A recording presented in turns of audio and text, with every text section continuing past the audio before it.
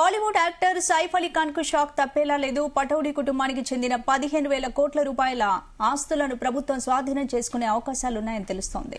ఇక పటౌడీ ఫ్యామిలీకి చెందిన ఆస్తులపై మధ్యప్రదేశ్ హైకోర్టు ఇప్పటి వరకు ఉన్న స్టే ఎత్తివేయడమే ఈ అనుమానాలకు తలెత్తుతున్నాయి. అందుకు కారణం ఎనిమి ప్రాపర్టీ 1968 చట్టం కింద ఆస్తులను స్వాధీనం చేసుకోనుంది. ఈ చట్టం ప్రకారం పాకిస్తాన్ కు వలస వెళ్లిన వ్యక్తుల ఆస్తులను ప్రభుత్వం స్వాధీనం చేసుకోనుంది.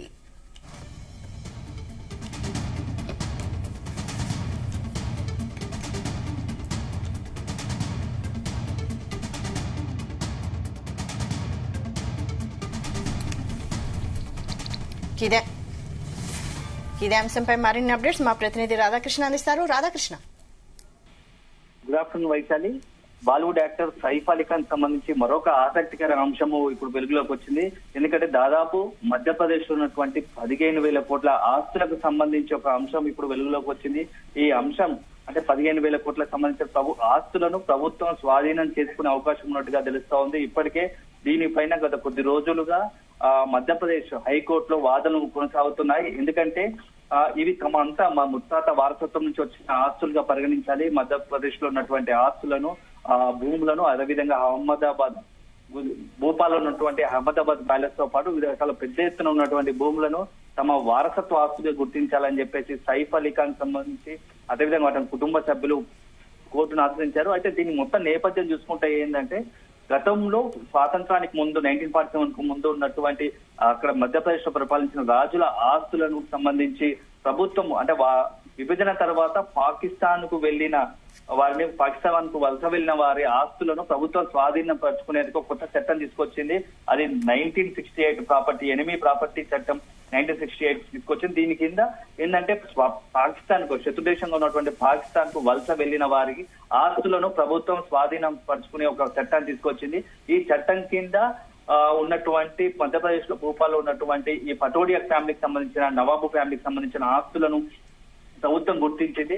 ఇక్కడ ఈ నవాబు మధ్యప్రదేశ్ నవాబు సంబంధించిన వాళ్ళందరూ కూడా మొదటి వారసత్వంగా ఉన్నటువంటి వారు పాకిస్తాన్ కు వలస వెళ్లారు. ఈ క్రమంలో ఆ భూములన్నీ కూడా ఆ ఆస్తులన్నీ కూడా ప్రభుత్వ పరం అవుతాయి, ప్రభుత్వ పరంకు మేము స్వాధీనం చేసుకుంటామని చెప్పేసి ప్రభుత్వం ఒక నోటీస్ జారీ చేసింది. ఈ క్రమంలో ఆ వారసత్వంగా ఉన్నటువంటి పటోడియా ఫ్యామిలీ ముఖ్యంగా ఈ ఇప్పుడు సైఫ్ అలీ ఖాన్ సంబంధించి వాళ్ళ ఫ్యామిలీ అంతా కూడా కోర్టును ఆశ్రయించింది. ఈ కోర్టుకు సంబంధించి గతంలో మా ముత్తాతల వారసత్వం వచ్చాయి, ఈ ఆస్తులు మేమే, దానికి ఇప్పుడు ప్రస్తుతం మేము ఉన్నాము, మా వారసత్వంగా ఉన్నామని చెప్పేసి ఆ సైఫ్ అలీ ఖాన్ ఫ్యామిలీ కోర్టును ఆశ్రయించింది. ఎందుకంటే సైఫ్ అలీ ఖాన్ ఇప్పుడు 3వ తరంగా వస్తున్నాడు, మన్మడు ఇప్పుడు నవాబ్ సంబంధించిన 3వ తరం మన్మడుగా ఉంటున్నాడు. సో ఈ ఆస్తులు తమవి అని చెప్పేసి కోర్టులో అప్పుడు పిలివేశాడు. దీంతో అప్పటి తీర్పు పైన హైకోర్టు స్టే ఇచ్చింది. కొద్ది రోజుల క్రితం ఈ స్టే ఎత్తివేయడంతో ప్రభుత్వం ఆస్తులను స్వాధీనం చేసుకోవడానికి సిద్ధమవుతుంది.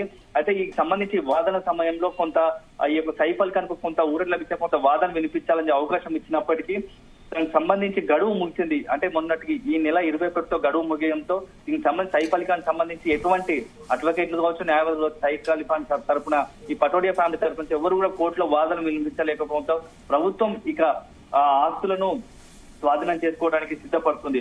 మొత్తంగా ఇప్పుడున్నటువంటి 15,000 కోట్ల ఆస్తులను చూస్తా ప్రభుత్వము కొంత స్వాధీనం చేసుకుంటుంది. దీనికి సంబంధించి పటోడియా ఫ్యామిలీ నుంచి ఎలాంటి రిప్లై కావచ్చు, ఎలాంటి వివరణ రాకపోవడంతో స్వాధీనపరచడం సిద్ధపడుతుంది. మొత్తానికైతే ఇప్పుడు ప్రస్తుతం దానికి ముంబైకి సంబంధించిన ఎనిమి ప్రాపర్టీ కస్టోడియన్ లో ఈ కేసు అంతా నడిచింది. ఆ నవాబ్ సంబంధించిన ఫ్యామిలీని నవాబు ఫ్యామిలీకి సంబంధించిన ఆస్తులంతా కూడా స్వాధీనం చేసుకోవడానికి సిద్ధపడుతూ ఉంది.